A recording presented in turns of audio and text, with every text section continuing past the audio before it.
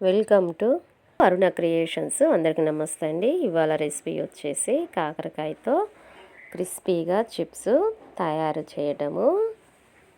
చాలా టేస్టీగా బాగుంటాయండి. చారులోకైనా పప్పులోకైనా ఇట్లా చిప్స్ లాగా కాకరకాయలు కరకరనేలాగా చేసుకుంటే ఏ కర్రీలోనైనా అందులో నంచుకొని తినడానికి బాగుంటాయి. ఇలాంటివి చిన్న కాకరకాయలు తీసుకొని చిన్న ముక్కలకు కట్ చేసుకొని 2 స్పూన్ల కార్న్‌ఫ్లోర్ తీసుకోవాలి.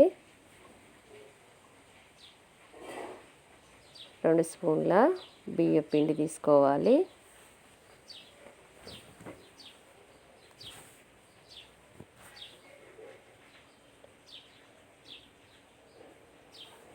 తగినంత కారం వేసుకోవాలి.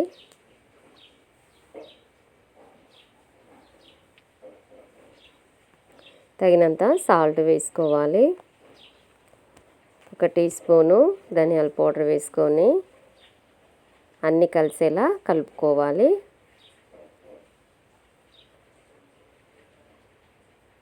ముక్కంతా కూడా మంచిగా పిండి ఇవన్నీ పట్టేలాగా కలుపుకొని హాఫ్ టీ గ్లాస్ మందం వాటర్ పోసుకొని పిండి అంతా కూడా ముక్కకు మంచిగా పట్టేలా ఈ విధంగా కలుపుకొని పక్కకు పెట్టుకోవాలి.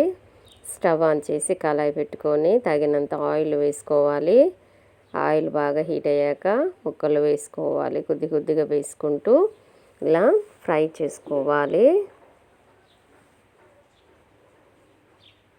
ఇలా ఫ్రై చేసి పెట్టుకుంటే ఏ కర్రీలోనైనా నంచుకొని తినడానికి చాలా బాగుంటుంది.